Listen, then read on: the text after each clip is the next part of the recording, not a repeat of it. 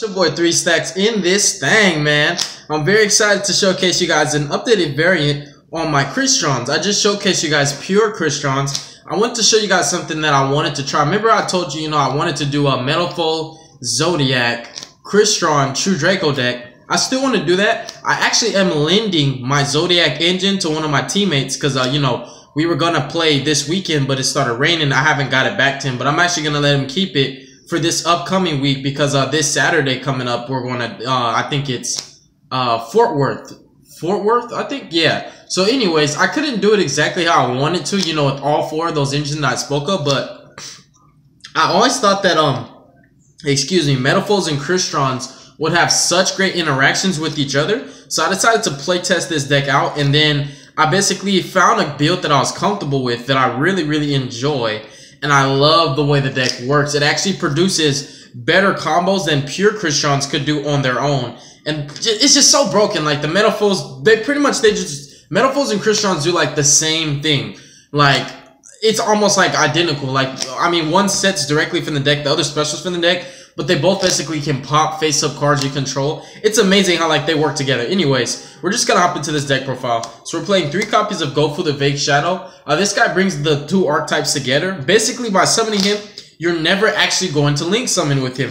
What he does is give you free fodder for both your engines to cooperate together without popping each other. Basically, if I'm making sense, naturally you would use a Metalfoes scale to pop a Crystron, or vice versa, use a Crystron to pop a Metalfoes scale. And sometimes you'll be able to utilize both of them by popping some excess. For example, if you pop Parsa Turtle and then use his effect to special summon from the hand, or if you have a Solfeneer, you can special him, pop him and then special summon something else, then pop that with the scale of Metalfoes, then normal. But with Gofu, he actually allows you to kickstart both engines for free. So I don't actually use him to link summon. That's the funny thing. Most people would think, Gofu, you're doing Link Spider Decode. I'm not. Gofu is amazing in this deck, and he actually comes up multiple times. Like, you'll utilize him more than once. It's really cool. Love the way the deck works. Funny thing, there have been times where I actually played a Metalfoes scale, for example, normal summoned a Crystron, right? Then played a Metalfoes scale, I accidentally drew to Gofu, didn't know it. Normal summon a Crystron, played a Metalfoes scale, pop that Crystron. I no longer have monsters face up on the field, special summon Gofu. It's pretty cool. I really, really love the interactions that you get in this deck. It's insane. But anyways, 3 Gofu, pretty much the MVP for both engines. Then we're playing 3 copies of Gold Driver. The Metalfoes, I'm gonna read you their effect. This gleaming globe buggy breaks bad guys good. What wonderful wheels with the bumbling buffoon. Now, I really think that his homeboys are talking about him. You guys all know that normal monsters have the best effects. Obviously, they don't have actual effects, but still, I think normal monsters have the best effects. They always tell stories, man. Like, if you read Galaxy Serpent, he doesn't have an effect, right? Obviously, he's a normal monster, but read his effect, dude. Read the line where his effect's supposed to be. He has a really cool story. That's a cool thing. Normal monsters always have great stories, and you can kind of learn more about archetypes. Like, if you read Chamberlain of the 6 Samurai, he's the normal monster with 2,000 defense. If you read him, you kind of get a background story on the entire 6 Samurai archetype. It's just kind of cool. But we all know what Metalfoes do by now. I'm not going to explain them. But I did want to just read their effects. 3 copies of Silvered. This sizzling soldier on a silver sublight speedily can't track her. She's so fast, you can't track her. You can't see her. You can't escape that. What the heck does that say? That light speed laser. So Silvered's fast as crap. You can't track her. You can't catch her. You can't escape her light speed laser. She's cool. So I played literally 6 low scales and 6 high scales. I didn't want to overbalance anything. I want everything literally to be perfect. And ironic enough, I picked up a partial Metalfoes core because on my Metalfoes, I traded them off. So when I picked them back up, this core was partially incomplete. So I actually need a 3rd Volflame and 2 more Bisma gears. But funny thing for right now, I'm literally running 6 low scales and 6 high scales. 3 Stillins. So this cool iron bodies meet burning metal machines and what the heck does that say? Oh, okay. Cool iron bodies meet burning metal machines and man. Nah, we're done reading their effects. I don't know.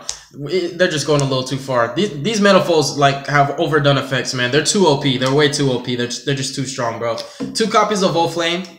and 1 copy of Bismugear. Bismugear is kind of like one of my favorite Metalfoes because he's the only one with an effect, a real effect.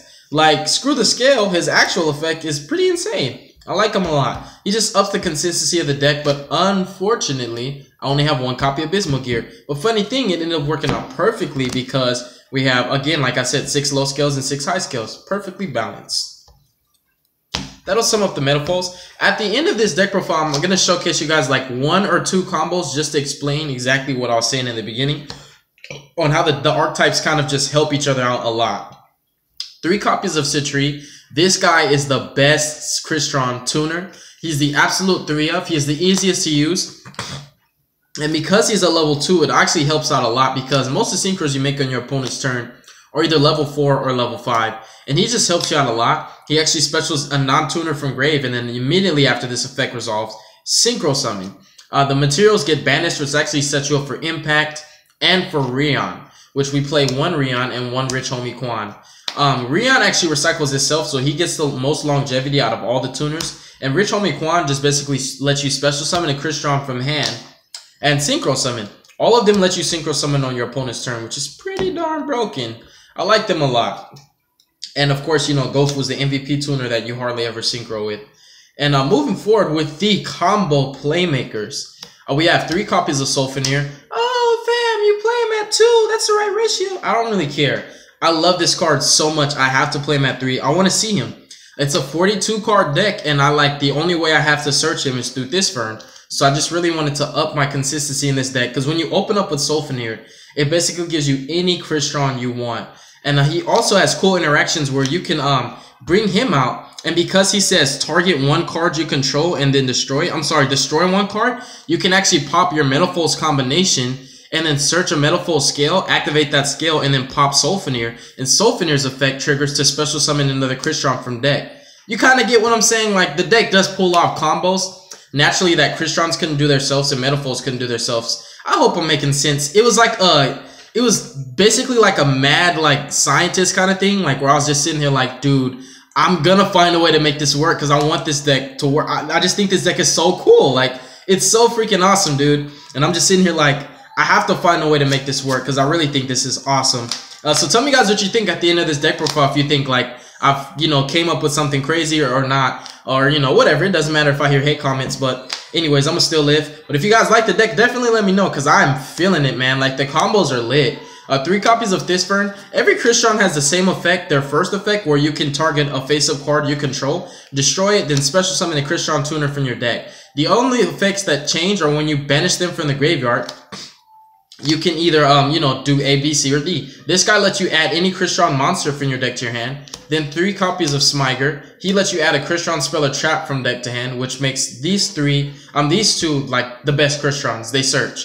2 copies of Parcituro. He lets you special summon from hand, which actually allows you to overextend your combos. For example, if you normal him, pop him with the Metalfoes scale, and then set directly from your deck, you can then banish him, special summon another Crystron, and either pop that with the Metalfoes scale, or use its effect, you know, pop a scale special, or pop itself. It doesn't really matter. It just lets you overextend your plays. And 1 copy of Rosenix. The token that you bring out from Rosenix actually enables you to get more pop fodder. For example, if you don't have Gofu, this actually allows you to overextend as well because you can pop it with the Metalfoes scale, banish it from the grave, and special summon a token and pop that with the Metalfoes scale and get a double set off of 1 card, 2 sets. You can set full Metalfoes fusion and you can set Metalfoes combination, which is perfect. It's beautiful. So that will sum up the monster lineup. I know it's pretty fat, it's pretty hefty. I have my reasons for running the cards that I run. And it's my deck anyways, dude. I don't mean to sound rude, but it is my deck. So I can run it in any way I want. And in a way, I'm not saying it like that, but you kind of just have to, like, live with it. You know, you can't force me to run, you know, any specific cards. I like building my decks, you know, the way I like it. I don't really net deck people. I just try to find my own way. And for the most part, everybody that watches this channel actually respects that about me, you know, that I don't really look for ideas. I try to figure it out on my own. It's a matter of pride. And at the same time, while it is pride, it also helps me to figure stuff out that people can't actually figure out or never would because they don't go out of their way to find stuff. They kind of just look on YouTube and be like, top 32 deck profile. Oh, okay, cool. This guy got top 32. Let's copy his deck. I'm not really a copy paste dude. If you guys know me very well, you know that I hate hate net decking with a passion, actually. Funny thing, even though I have this YouTube channel and showcase so many deck profiles, but the only spells that I play are literally the Manifolds Fusions. That's another weird thing that's kind of funky about this deck. 3 stacks, what are you doing? Ah, dude, we'll get there, man. 2 copies of Crystron Impact, 2 copies of Manifolds Counter, 2 copies of Manifolds Combination, and 2 copies of Call the Haunted. Call the Haunted is the literal only way you're ever gonna summon Crystron Phoenix, because we're in Link format and because I'm not running Link Spiders or Decode Talker himself. So in addition to that, this also lets you extend your plays, and it helps you out a lot more because it's free. It's basically free field presence. So as you can see, basically all of my traps summon monsters in one way, shape, or form, and for the most part, it's all during my opponent's turn. For example, I can react to my opponent's plays in battle phase if he's trying to OTK me by activating Impact and Counter in tandem with each other. Or for example, I activate Impact, bring out a Crystron, sync with it, and then it gets destroyed. I can activate the Synchro Monster's effect if it's destroyed, and my Manifolds Counter summoning, 2 monsters. And the same thing with the Manifolds Combination and the Call. If you fusion summon, for example, using like Mithrilium and another Manifold summon Orichalc, combination brings Mithrilium out because of Orichalc's level. Then you could like flip Call the Haunted and summon anything random from the graveyard. But it's pretty awesome. Like, I just love it. The only traps that I play don't actually hurt my opponent, but they help me out a lot just to make sure that my boards never ever get broken. If my opponent breaks my board, I reestablish with these traps. It's a weird logic, but every one of my decks has a different playstyle, and I tend to build them in a certain way and matter in perspective. And for this deck, I wanted to go extremely ham on the field presence and the monsters to continue comboing off, because the unfortunate thing is this deck has to have monsters on the field in order to produce the maximum potential out of its combos. So you just kind of have to play it that way. And when you open up with your Crystron Impact and your Counter, I wouldn't necessarily say open up, because you can actually search these both your first turn. You're set up, you're set up very well, because this is a 1-card synchro, and this also enables you to get out fusion fodder for your Mithrilium or your Orichalc. So it's pretty nice. They're like, you get double value, and Manifolds Combination, so long as it stays face up on the field, you get tons of advantage off of this one trap, which is insane. So my theory on all these traps is I wanted to play them all at 2 and none at 3, because I would much prefer to search them out. But if I open up with any of these traps, I don't want to open up with multiples of the same name. Now, some people think, oh, that doesn't make sense. It makes sense to me, because I don't want to open with double Counter. I don't want to open with double Impact. I don't want to open with double Call or double Combination. If I open up with any of these, I prefer to open up with just one of them and search the rest out. It's a weird logic, but I have my own personal reasons for playing my deck the way I do. Now, moving forward to the extra deck, we have 3 copies of Manifold Orichalc. This guy is actually my favorite of all the Manifolds fusions. Why not Mithrilium? Mithrilium's great and Alkaheists are great. They're extremely powerful. For some reason, I just really love this card. Don't ask me why. I just fell in love with him. I mean, I love the aspect of fusing with him and bringing out another one of him and then popping a card on the field and, bringing Mithrilium back off of your combination. But it's not really that. It's just something about him. I mean, he has 2 axes in his hand. Come at me, bro. I mean, that's the best way to explain it. 1 copy of Manifolds Mithrilium. Now, this guy should be at 2 to 3, but like I told you in the beginning of this video, I picked up a partial, incomplete Manifolds core. So I actually don't have all of the fusions. So I only have 1 Mithrilium, and the cool thing is, not only do you get to recycle Mithrilium through your Manifolds combination by spamming Orichalcs, and not only can Mithrilium recycle your Orichalc, so you can always, summon Orichalc via combination and bring back Mithrilium, but you play Call the Haunteds, and your Crystron Phoenix, when it's destroyed, can actually target any monster in your graveyard, any monster, and special summon it. So you can bring back Mithrilium via a Crystron Synchro, which is pretty cool. So yeah, so basically the way I've been using Mithrilium is by recycling combination and Orichalc, and then fusing using Mithrilium and another Manifold, whether it's in hand or field, to summon Orichalc and then bring her back from the graveyard to the main monster zone, because she's no longer being summoned from the extra deck, she's brought from the graveyard. And then I just keep that never-ending loop for Orichalc Mithrilium, Orichalc Mithrilium. Every time you pop a card, special off of Mithrilium and get Mithrilium out, because if Mithrilium leaves the field and if he's sent from the field to the graveyard, both effects trigger. So when you fuse for her, when you fuse using her and using him, you actually get both their effects off. you can set up your chain links accordingly, and you still get out another one of him, which is pretty cool. So I like to, like I said, just recycle the Orichalcs, recycle the combinations, and that's the way I've been abusing the 1 Mithurium. So in a way, playing with the 1 Mithurium has kind of taught me how to abuse this card even more. And now when I get 2 to 3, I'm going to play even more cautious, even though I have multiples, because it's kind of just taught me a different way of playing with her. So the one that's kind of done me justice has basically been training wheels to become a better Metal Foes player. And 1 Alcahis. I've just been recycling the crap out of him with Mithurium, and he's a pretty nice disruption card, I'm not gonna lie. Via full Metal Foes Fusion, you can get some nasty plays off with this guy on your opponent's turn. Only 5 Metal Foes Fusions, not because I think that's a proper number, because like I said, I had a partial Metal Foes core and I'm running what I have. 1 Carrion Quandrax and 1 Phoenix. Quandrax is easier to make because he just requires 2 tuners and 1 or more non-tuner monsters.